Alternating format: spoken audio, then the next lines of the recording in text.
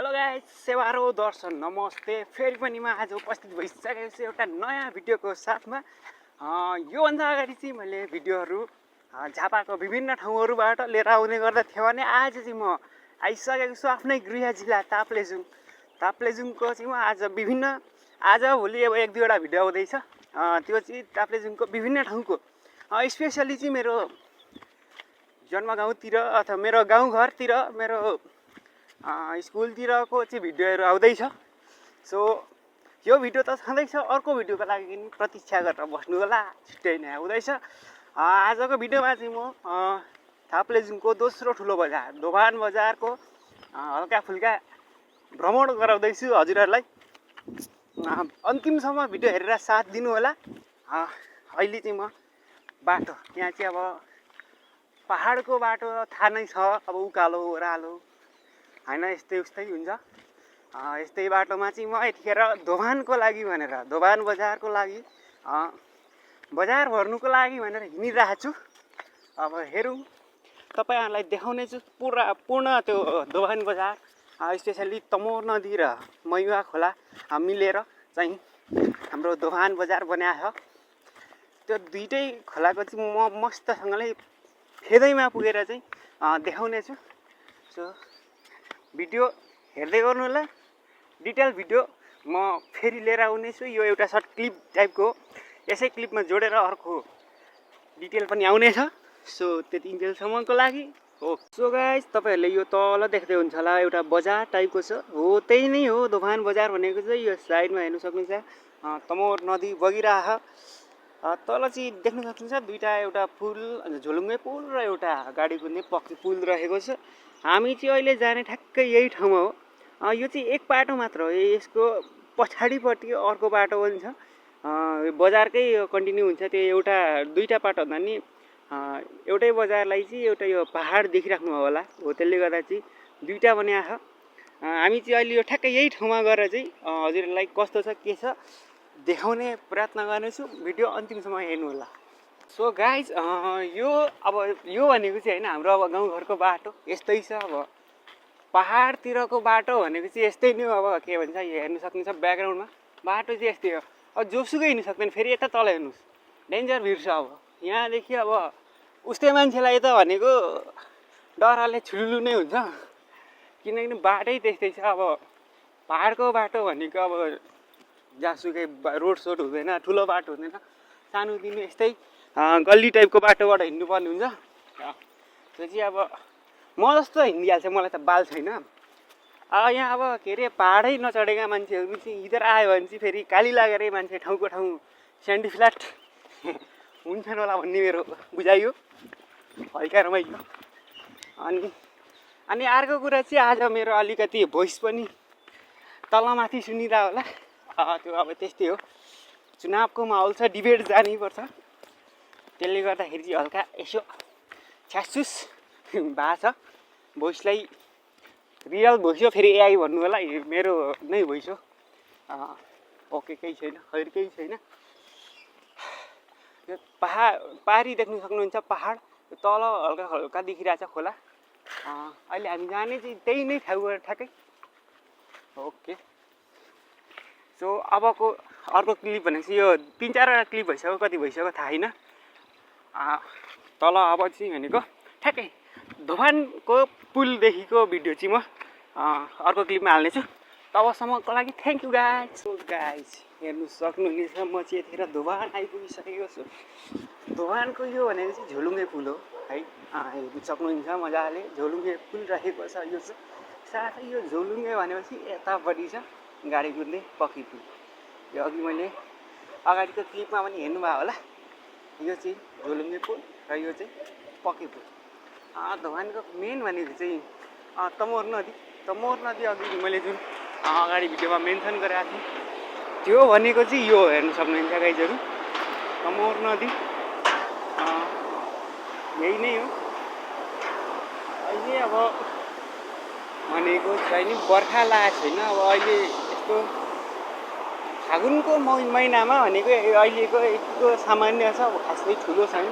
भन्दा नि अब ठिकै छ भनौँ। पछि हेर्नुहुन्छ भने चाहिँ पछि डेन्जरै ठुलो हुन्छ बर्खाको बेला चाहिँ। सो गाइज देख्दै हुन्छ होला यतिखेर चाहिँ छु म दोभानमा, ठ्याक्कै दोभानको पुलमा छु। दोभान बजारको तमोर नदीको पुलमा छु यतिखेर, झुलुङ्गे पुलमा छु। भयो भने अहिले त्यहाँ पारीको म पुलमा पनि अहिले जानु दियो भने त्यहाँको पनि भिडियो बनाउने छु, साथै दोभान बजारको पूर्ण भिडियो म आउने नै छ यस लगत्तै। So guys thank you so much अहिलेसम्मको लागि। अब फेरि आउँदैछ clip, next clip. So guys यतिखेर म ठ्याक्कै दोभान बजार आइपुगिसकेको छु। दोभान बजार भन्नु मात्र छ आज। आज एकैखेर त्यहाँदेखि चुनावको दिन प्रायः सबै दोकानहरू बन्द छ। हेर्नु सक्नुहुनेछ।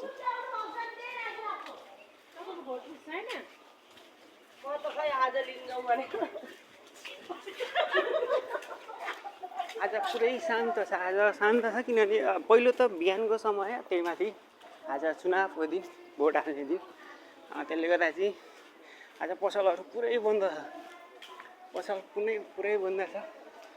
सो आज त्यति माहौल छैन दोकानमा, हेर्नु सक्नुहुनेछ। म कतै साउथ पुग्दैछु।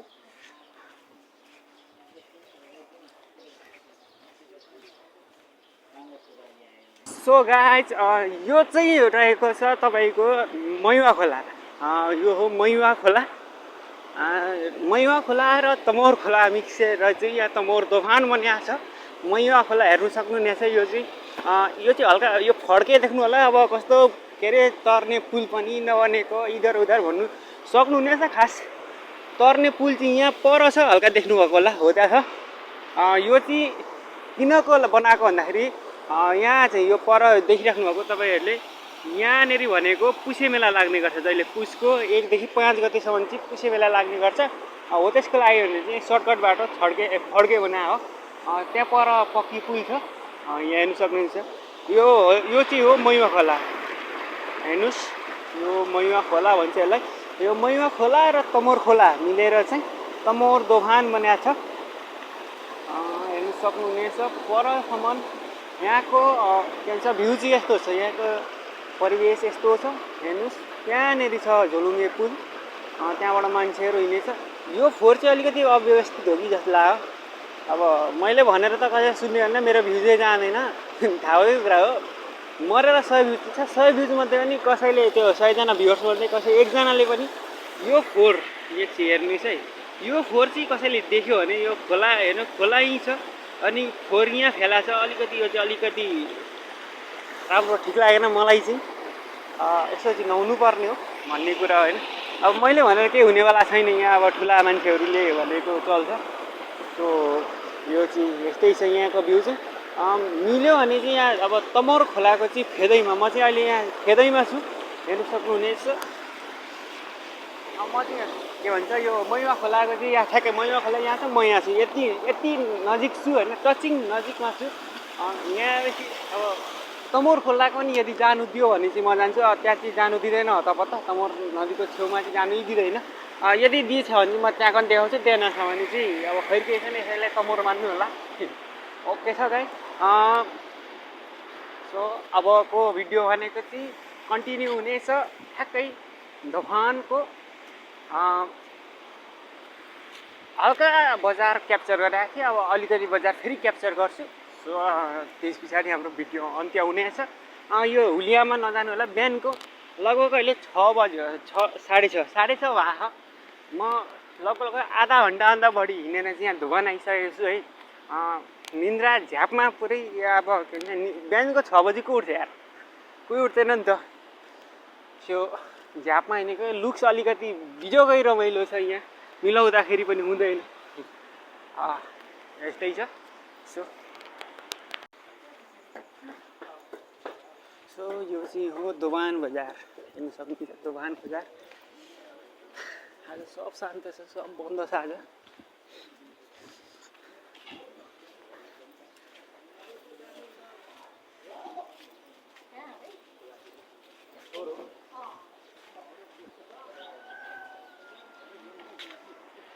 अघि परदेखि देखाएको थिएँ मैले, यो चाहिँ मैवा खोलाको झुलुङ्गे पुल हो।